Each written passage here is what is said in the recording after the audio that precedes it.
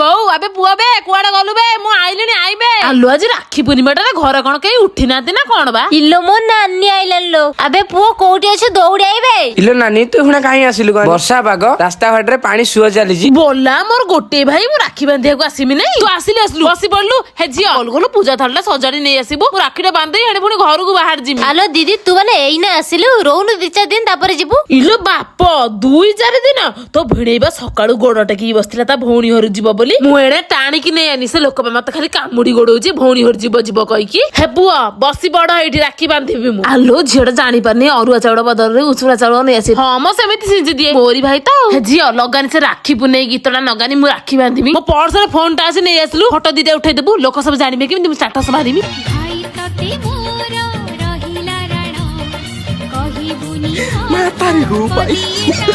ଇଲୋ ନାନୀ ରାକ୍ଷୀ ବାନ୍ଧିଲେ ମିଠା କାଇଁ? ଇଲୋ ବାପଲ ରାକ୍ଷୀ ପୂର୍ଣ୍ଣିମାରେ ମିଠା ଗାଣ୍ଡରେ ହାତ ମାରି ପାରିବୁ ବିସ୍କୁଟ ଚେନାଚୁର ନେଇକି ଆସି ବିସ୍କୁଟ ଦିଟା ପାଟିରେ ପୁରେଇ ଦେ।